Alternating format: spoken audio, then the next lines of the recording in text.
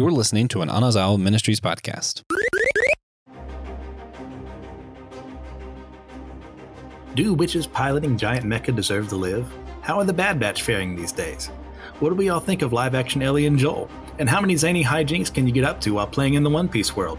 We'll be discussing all these and more on today's episode of What's New for Systematic Geekology. We are the Priest to the Geeks. I am your host, Christian Ashley, MC Ashley, NKSCF. I enter the many names on the internet. But I am joined today by my good friend here, who needs no introduction. But, due to the authoritarian regime we live under with Joshua, I have to introduce the one, the only, TJ Blackwell. Thank you. Good to be here today. So, TJ, my friend, what have you been geeking out on recently?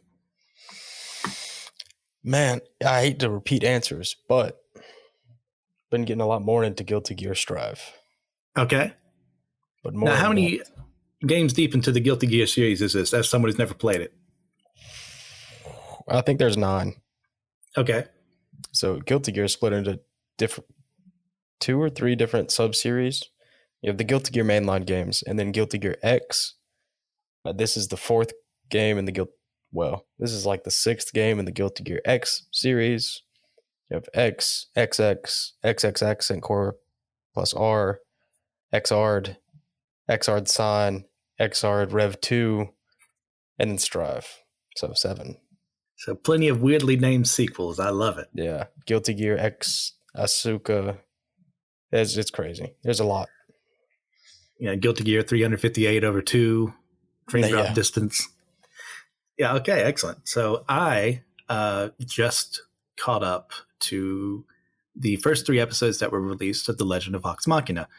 Now, for those who don't know what that is the animated adaptation of the first campaign of Critical Role. We are now in the Chroma Conclave arc. I'm really excited to see this animated. They had to make a couple of changes, since a certain character that will not be named is not a part of this, and they had to change how we met Zara and Cash, but I'm okay with that so far. Really enjoying it. So, yeah. So what I would also like to do after this, if there's nothing else you'd like to bring up, TJ, then I'm going to start a lightning round. Just a little smaller stuff. We don't want to really focus on the episode today, but like something we do want to talk about. I'm going to start with the Ultraman Decker finale. Now, Ultraman Decker is the most recent iteration of Ultraman, following Ultraman Trigger, which is in a sense essentially a reimagination of Ultraman Tiga, which released in like 96. And Decker is about the same thing for Dinah. And I had an absolute fun time watching the series. I'm a huge Ultra fan. I have watched everything that they've released. It's just got everything I want. Sometimes I don't need to think. I just want to watch a guy in silver, red, blue, what have you, just beating the crap out of a bunch of giant kaiju. It's excellent. TJ, anything for you for a lightning round? Apex Legends is doing some weird stuff lately. They usually do a couple events a season, collection event, heirloom event. Usually the collection events for a prestige skin, which is a whole thing, but you got to pay like $160 to get the big part of the collection. You got to collect everything, then you get the big reward. But this time it's just a skin for a gun. Ugh. So excellent. Crazy stuff. What season are you on for Apex Legends? This is season 15. Season 16 starts in 21 days. Okay. From today. Awesome. Oh, and I should also mention for Ultraman, for those of you who want to get into it, Subaraya has an official YouTube page for the company where they have all 25 episodes of Trigger and Decker completely for free, completely subbed on their YouTube page. So go check that out if you want to. And the final thing I'm going to bring up for my portion of the lightning round will be the end of Willow Season 1. Now, those of you who've been listening, they remember we covered this on a What's New about a month ago. And I was a lot more positive than I'm going to be at that moment in time. I think I said I gave it like an 8 or an 8.5. That's since dropped to like a 3.5. I was very unhappy with where they went with the direction, with the storytelling they chose to do, with the character decisions they chose to make. I could say more, but I'd rather not get what's the word I'm looking for here? Not problematic, spiteful. That's the word I'll use. Oh, and speaking of spiteful, if you want to hear me also talk in a similar way about the Amazing Spider-Man comics very briefly, we need you guys to go check out our Patreon and the comic book catch-ups that we do. So that's it for that. Anything you'd like to add to the lightning round, TJ? No, but the only reason I did bring up Apex Legends is because in one of those collection events, one of the characters did get an Ultraman skin. Awesome. Yeah, pretty cool. Okay, with that, we'll get into our main topics, and we're going to start with the one that I am very passionate about, extremely passionate about, and that is Mobile Suit Gundam, The Witch from Mercury. Now, TJ, what is your experience with the Gundam franchise? I've seen Iron Blooded Orphans. I love Iron Blooded Orphans. And Gundam Wing. And that's it? That's it. And Okay. the Gundam Wing movie. Excellent.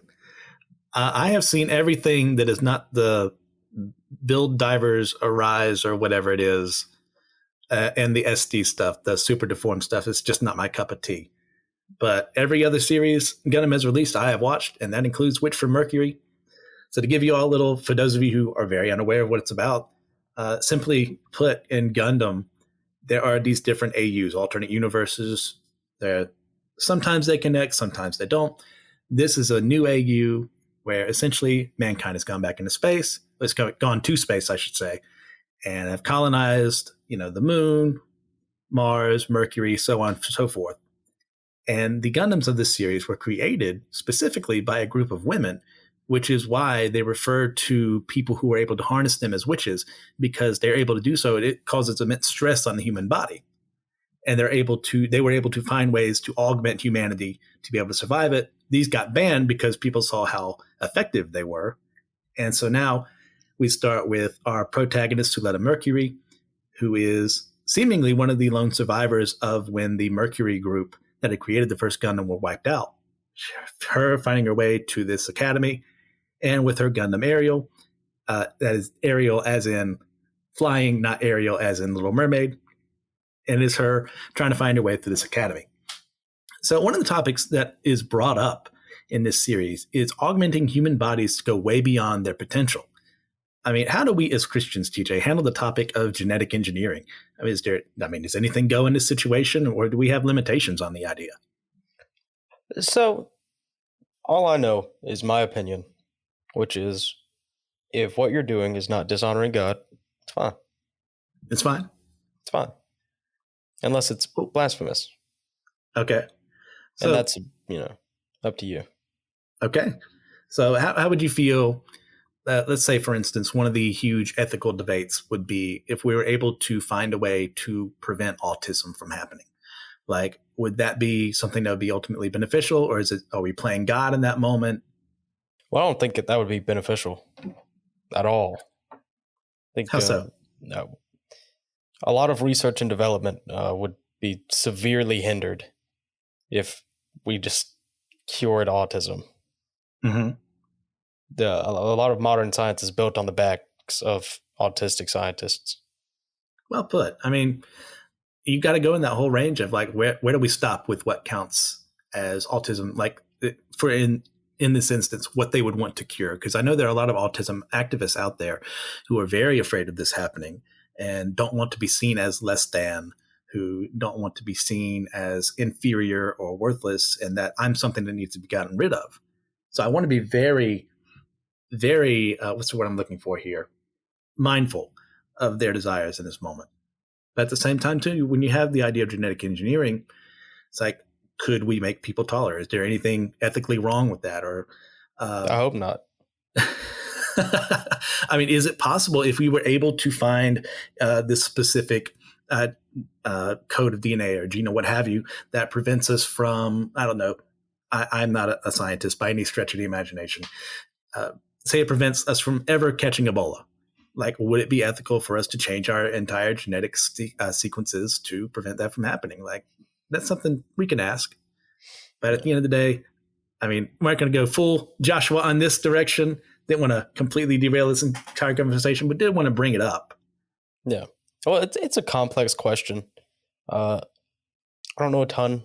Well, I know a bit about genetic engineering currently. And body modifications have been happening for a long time already.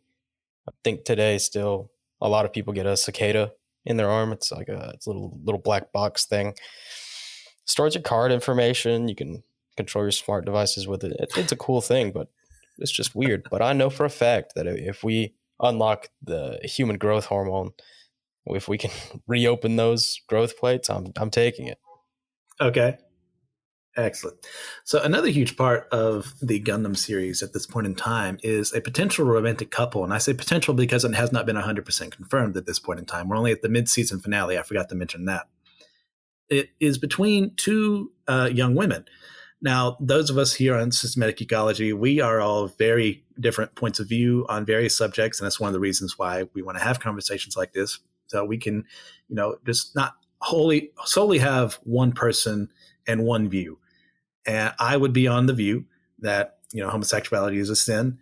But to those of us who disagree on the issue of homosexuality, can we be called hypocritical for enjoying shows that positively portray this?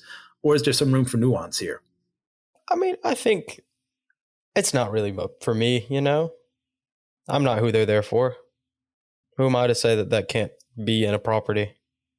It's a similar situation to, I think, the discussion Joshua and Joe and I had on, media portraying things. I think we were talking about Violent Night at that point in time. It's like, oh, how could we allow Christmas to be overtaken by stuff like this? It's like, well, look who's making it. It's not a Christian filmmaker making this, especially in a place, like Japan that has, if I remember correctly, like less than 2% of the population would count themselves as Christian. And how can I go into something like that and demand that they view things exactly like me? So I don't see this as being hypocritical, like enjoying something that could in some way promote this. It's not like it's going out there and saying, hey, guys, here's a bunch of guns, go shoot everyone up. Or, hey, guys, the best thing you could do, that thing you want, just take it. It's like it's portraying something that happens in real life, that people are dealing with in their lives, that they're basing their lives around. You know what? It needs to be portrayed on screen. And it would be to our detriment if we pretended things didn't exist, because America did that for a very long time. And look where it's gotten us. We had cultural revolution after cultural revolution in the opposite direction because we refused to see reality. Yeah. Now, since you haven't seen the show, I'm going to go ahead and rate this for the both of us. I'm sure you'll agree with me. This right now, if things stay the way they are, I am very positive on this show. For everyone watching or listening at this point who knows Gundam, my top three are Gundam Double Zeta, which I already know that there's a lot of people upset with that. Afterward Gundam X is my second, and Turn A Gundam is my third. If this show maintains its quality, I may have a new number one, and I am super excited about that. So I am rating this right now a 9.5 out of 10. If it sticks to the landing, it's going to be a 10. That's crazy. I'm going to give it a 7. Okay. Excellent. Yeah. Has giant robots in it, so it's at least a 7. There you go. Why don't you talk to us about the Bad Batch there? Yeah, speaking of giant robots, episode 4 of the Bad Batch is crazy. But for those of you who hadn't gotten the chance to catch up, it's good. They're playing around a little at the moment. They're doing that Star Wars series thing where they're taking a couple episodes to chill before getting back into it for real. This one and the last one were more just kind of go here, do a thing, meet a person, fun time. But Bad Batch Season 2 is still really good. We still get most of the crew, and they're having fun. It's fun. There's a giant robot in this one that shoots a giant laser. Yeah, I have not had a chance. I've read the synopsis of this episode because I don't care about spoilers. I've not had a chance to watch the one that released today. But I would say overall, I'm really enjoying the Bad Batch. It's just one of those shows, like sometimes it gets too fillery for its own good, but I know it feels like filler in the moment. And I want to believe that these things are going to be brought back and it's going to say, oh, well, that episode, you needed to see that episode. It's not like, we'll get into this later on. It's not like One Piece or Bleach back in the day or Naruto or what have you, where filler was there because they wanted to have it on the air and make money. It didn't serve the story. It just happened. Not all filler arcs, but I think we can say safely the vast majority. Yeah. Naruto is like 10% filler. It's ridiculous, the amount. But it still technically has less filler episodes than One Piece. Yes. One Piece just has way more episodes total. So, well, it's been going since what as an anime, like 99? Yep. 98, oh gosh, yeah. I think. Okay. So like 100 One Piece episodes are filler out of 1,060. And that sounds about right. Yeah. So, but as far as I'll go ahead. Yeah, Bad Batch is about half and half right now for season 2. Yeah, it kind of feels like that. But at the end of the day, I am enjoying it immensely, like how it's building up the Star Wars lore from the rise of the Empire all the way towards what will eventually be Rebels and the rise of the Rebellion. Get to see a really good scene with Crosshair and Cody. I was on that episode. It was you and Pastor Will for that one. Mm-hmm. We discussed that. And that was great, just seeing the torment going on in Cody's mind and Crosshair's mind too, but he ultimately goes through with the decision to kill the separatist governor or mayor or whatever it was of that planet, and to see the struggle with them. I wish we could get more with the Bad Batch, but we're still early in the season. I'm ready to keep going. I didn't, however, want to talk in the swoop race. What did they call the droid racing thing? In this, I'm not sure, but it was a swoop race. Okay. Yeah, it's essentially pod racing, swoop racing combined into one. There's a scene that happens there that kind of struck me. It's a blink and you'll miss it, where there's devastation on the track and one person gets killed in the stands. Yeah. And there's a moment of, oh, that just happened. And then they move on with their lives. So, like, what do you think that says about our culture when it comes to like violence and entertainment? One and the same. I mean, especially there, they know what they're there for. They know what might happen. It's like NASCAR, but less safe. The best part of NASCAR is when the cars blow up. To most people, yeah. I mean, I think it says a lot about us. I don't think necessarily we're at the point where we'd be encouraging gladiatorial combat again. But we're not too far away from the mark. And it gets to that point of how can we enjoy entertainment like that? I mean, thinking specifically when I was writing this question and I can't remember his name for the life of me, the football player who was injured. Damar Hamlin. Thank you. And we just watched. Mm-hmm. And there was an outcry like, why didn't they complete the game? Why didn't they keep going? And, we demand more. It's like, what? Can we not just worry about the human man right here who is could be dying right now? We don't know. Yeah, they did try. They tried to finish the game. The NFL commission tried to finish the game, and the players wouldn't do it. Yeah, and that gets to a point of like, when is entertainment too much? At what cost do we lose our humanity to finish something when something tragic like that happens? And this isn't the field to go like the full concussion thing with the NFL. Like there needs to be some responsibility behind that. But what is the cost of those we take entertainment from to get our enjoyment? I'm expecting an answer. Just wanted to bring it up. It's a question for sure. It's a question that needs to be asked. Well, anything else you'd like to add about the Bad Batch? Some of this might come back. I actually got really excited. They started talking about things from before the Republic, which to us means the Old Republic. Yeah. So the speculation I've heard, since once again I haven't watched it, is that could possibly be Rakata in origin, could possibly be Zepho in origin for my Fallen Order fans out there. Could even possibly be the Celestials from the Legacy. I'm sorry, not Legacy. What is the word I'm looking for here? Legends canon. Thank you. And I'm hyped up for that. If they want to tie that in, this would be a weird show to do it in, but you know what? I'm for it. Wouldn't it? I mean, you would expect something like that to be more like Jedi focused, but let Filoni do what Filoni wants. I always will. Well, if that's all we have to say about that, how are you rating and reviewing the season so far? The season so far, I'm gonna give it like a 7.5. It's good, but it is fillery. I want some stuff to happen. I agree with that. I think I'm going to give it an 8 for right now. In that I'm still very positive leaving off of the first season. I agree with the filler. I want more focus on the team as a whole.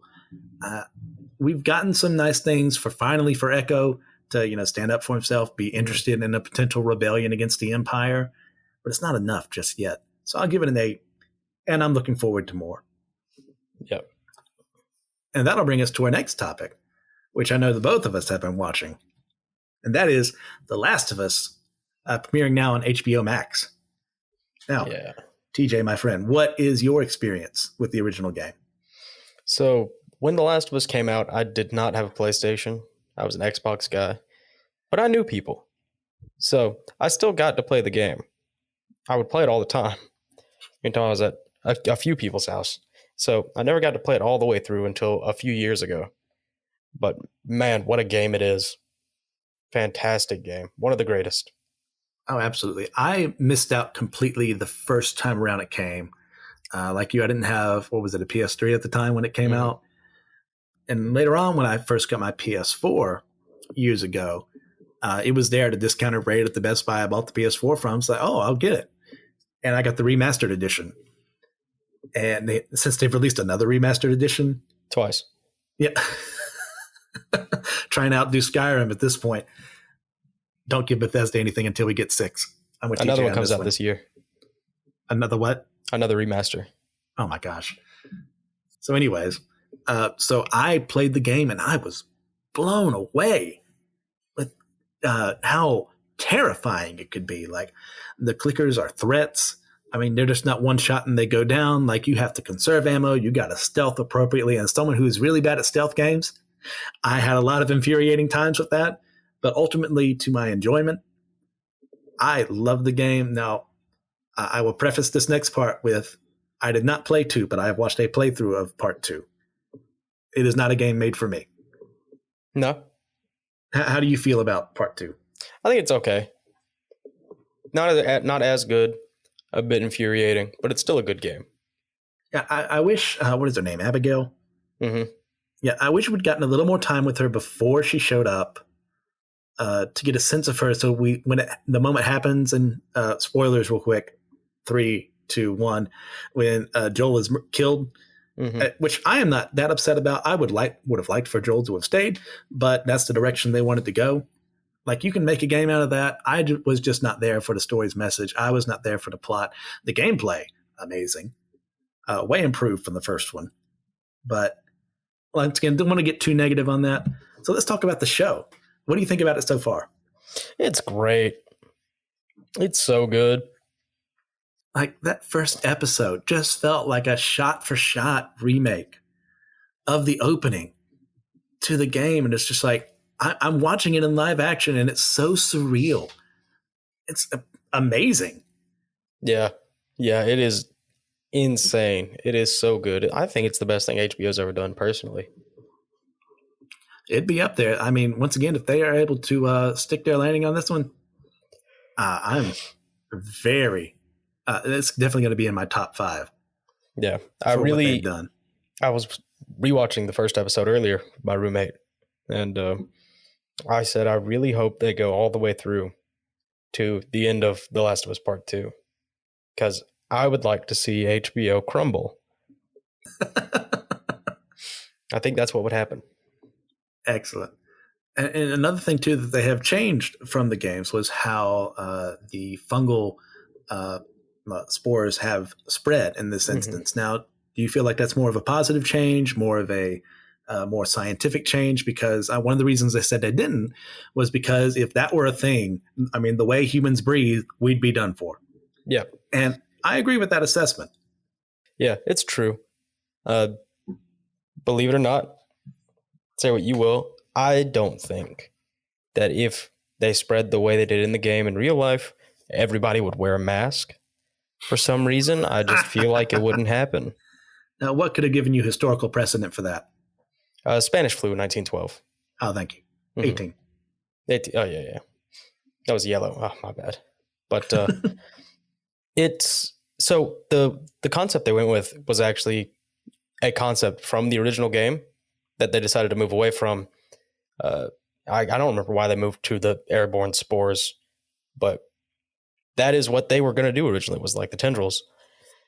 So it is still good. It's still thematically appropriate. It makes a lot more sense, personally, because, if it was truly airborne and that infectious, everybody would be dead. Except Ellie. So, which makes sense. Yeah, I don't love the change, but it definitely portrays better in a series than the spores would have. Because, I'm sitting there watching episode 1 and they're like shining flashlights everywhere. And I was like, oh, that's a lot of spores. You got to get out of there. Yep. Like I said, I agree with that change, design wise and logic wise. So how about the, I cannot remember for the life of me, was the fungal network a thing in the games too? Yeah. It's if you stepped on something, they'd all be alerted. I can't remember. It's been a while since I played. I think it was a difficulty thing. Okay. Yeah, if you played on the higher difficulties, I think it was. Oh, okay. That makes a lot more sense. Because, that's incredibly terrifying. Episode 2, the start of it alone, we get some characters we're probably never going to see again. This one scientist is hey, in direct opposition to almost every science fiction movie ever made. It's oh no, we can find a way out of this. She's no, you've got to bomb them or we're all going to be dead. Yeah. How awful is that?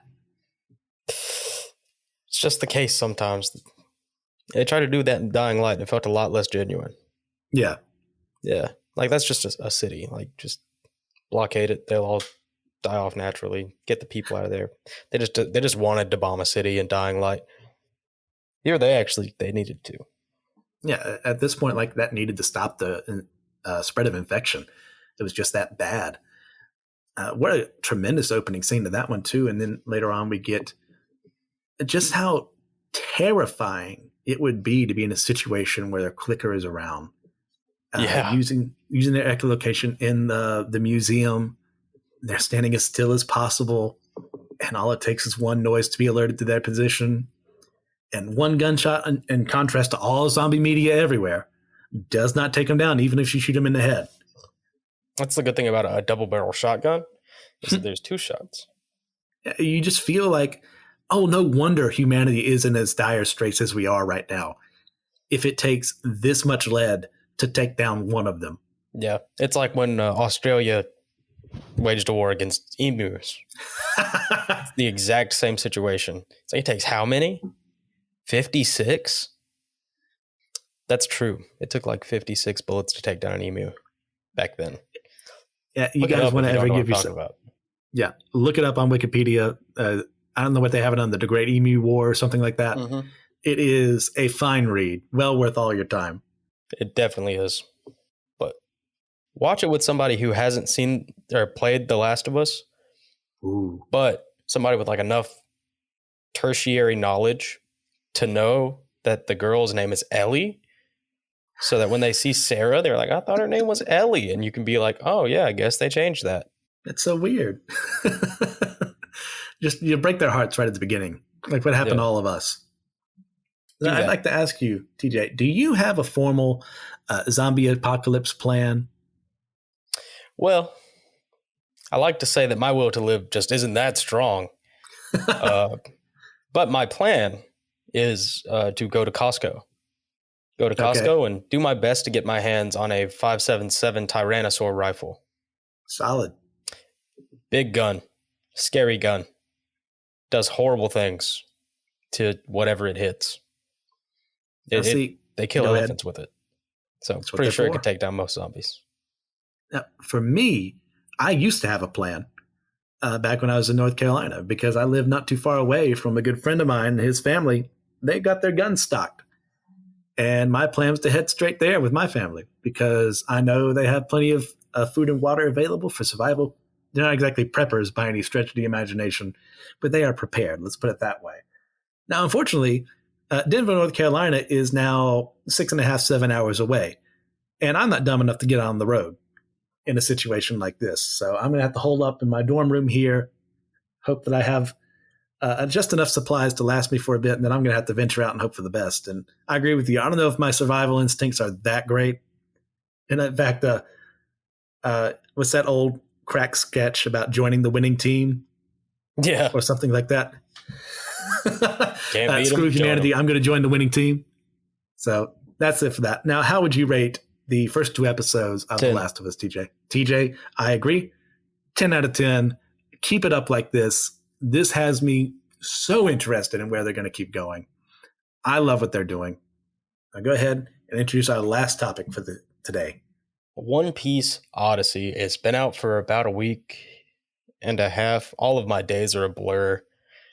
I haven't had a lot more time to play it, but this is still definitely the best One Piece game yet, for sure. So if you are a One Piece fan, absolutely check it out. Right. So as someone who has not played it yet, like, is this RPG based? Is it turn based? It's a JRPG system. Okay. Yeah, it's cool. The combat is a little different. It's a little wacky. It's a little zany. Yeah. You get to fight with the whole crew, but you only have 5 of them in at a time. You can swap them out at will, so you don't have to like choose a group and stick to them and get them over leveled and deal with that mess, which is a great thing from Final Fantasy. But you swap them out at will. They'll have different archetypes that do different things. They're all playing to their strengths, and it's just so fun, so flashy. So is it kind of like a DBZ Kakarot kind of situation here? Something that recently came out where you have level up items you get across the way that improve like certain abilities, like your gum stuff. So they do that trope where you get to start the game at a pretty high level and then lose all of it. Yeah. The classic Sora. Yeah. But the way they do it is pretty cool. They have a little altercation with this girl who lives on the island that they wash up on. And she just touches all of them. All of their powers leave them in cube form, and they have to find the cubes. So this is an original story. It is original, yeah. It's completely original. Excellent. Mm-hmm. I'm not sure if Eiichiro Oda wrote it. I know he at least consulted. Okay. But I think he wrote it. With all that in mind, like, how true to the story and characters of One Piece do you feel like this does? How does it feel? Character-wise, it is absolutely spot on. This is absolutely the Mugiwara. I love one of our guide characters. I'll call him for now. I'm sure he's going to betray me later. But he's super awesome. I can't remember his name. It's a lot to ask somebody to remember all the names in One Piece. Very true. Mm-hmm. There's only like 1,000 characters. Yeah, at least. But he's awesome. He's very strong, very cool. It's just so good. It's so good. Check it out yourself. You'll probably get to play it more than me. I don't have that much time. Well, speaking of, say someone was very unaware of what was going on in One Piece. How easy do you think it would be for someone to get into this as their introduction? I think it'd be a little difficult. Just because so much of One Piece is assembling the crew and getting to know the crew. Jumping straight into this with the entire crew assembled, minus one, the last one. Yes. Which we don't have yet. Well, we do. Actually, no, Jinbei's not there. Without Jinbei, I don't know how I didn't recognize that. Also, it takes place before that. Yeah. Takes place before Whole Cake Island. Okay. At least so far. There's no telling what they're to do. I don't know. I know from the very beginning of the game, you can go to Gear 2. Okay. But you also have Brook. Huh. Interesting. So, anything else you'd like to discuss about it? Not particularly. You have to play it if you're a One Piece fan. Now, if someone wanted to get into One Piece through video games, let's say that's just their thing, what would you pick for them? Would it be like a Pirate Warrior situation or something else? Fighting game that's like burning something or whatever. Burning Blood. Thank you. I really think Burning Blood might be the answer. Okay. Mm-hmm. Burning Blood starts in Marineford, but you still get to know the characters. You still get to have fun. It's not a great fighting game, unfortunately. I'm petitioning Arc System Works to make a One Piece fighting game because that would be amazing. That would slap. That's like a dream list. Like Dragon Ball FighterZ, Guilty Gear Strive, One Piece fighting game would be so good. I'm sick of Arena Fighters. You can leave that with Naruto Ultimate Ninja Storm, please. But Burning Blood is probably a really good place to introduce yourself, honestly. Okay. Now, as far as Odyssey is concerned, like how far do you feel like you're in the main story? Single-digit percents. Okay. With Feels that in long. mind, how would you rate it? 9. 9? Okay. Yeah, I'm playing it when we're done. Okay. Even better. A shining review there. Is there anything else you'd like to talk about for One Piece? Anything we forgot to mention for anything else earlier? For One Piece, if you're caught up, that's crazy. Vegapunk's awesome. If you're not caught up, catch up. There's some To the crazy manga. stuff going with Vegapunk and what was it? Just a review of Stussy? Yeah, Stussy. Yes. Crazy. Catch up. Yeah.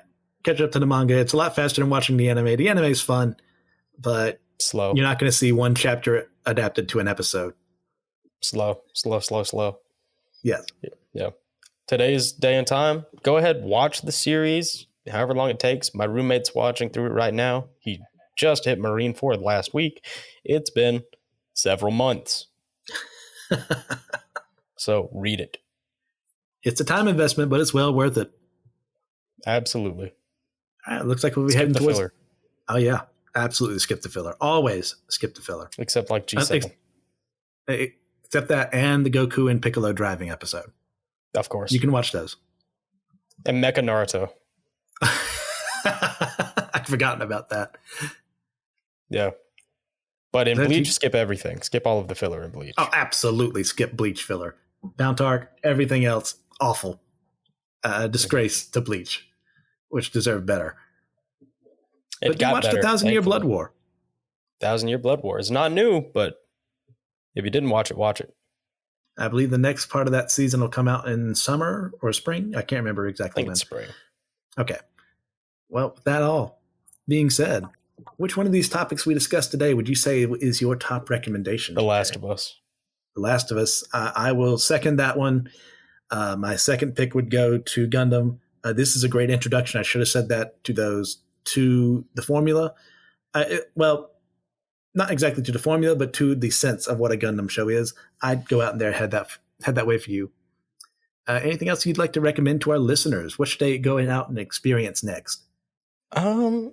Well, it's not new, but if you haven't read Dune, read Dune. And then read Dune Messiah. Not enough people keep reading Dune after they read the first one. There's a lot more story there. A Dune book came out last year. Yeah, I think Messiah is as far as I got. Yeah, I'm wearing a Dune Messiah shirt, which is crazy. I didn't know they made shirts for Dune Messiah, but Wow. pretty That's cool. super niche. Okay. Super niche. And after you read Dune and Dune Messiah, watch episode 4 again and see what happens when George Lucas reads Dune. Yeah. All right, I will recommend something that is also old. And I recently finished Future Boy Conan, which is a Miyazaki anime that he created in the I can't remember off the top of my head. I was about to say 90s, and I know that's not right. I think that's when the sequel series was. Yeah, it's old. Yeah, it is fairly old, like maybe late 80s, excuse me, late 70s, early 80s. And it takes place where mankind has been obliterated. We've ruined the environment. And now basically the entire world is surrounded by oceans. And we've got these tiny little islands to be on. 78. 78, thank you. But anyways, there's this young boy. He finds this young girl washed up on the beach. She's being attacked by this group known as Industria, which is a nation that is trying to take over the entire world. And it's them trying to figure out what their place is here. How can they stop this from happening? How do we try and remake the world into something where people can live again? It's an excellent series. Miyazaki is at his finest here. I love it. So head out there. Now, as for everyone else, guys, head out to our website, systematicgeekology.org. See our shop there. We've also got all the episodes. Every host has been on, TJ and I, along with all your favorites. Also, please check out our Facebook group. Have some conversations with it there. But if you want to have some better conversations, join us on the Discord. Become a patron as well. You get even better conversations than everyone else because you're special and we love you. Not to say we don't love everyone, but our patrons, they make this thing very possible and we're very grateful for them. Also as well, just send us a link or a description of something you'd like us to talk about. We are more than happy to do that. We love you guys interacting with us. But with that all in mind, remember we are all a chosen people, a geekdom of priests.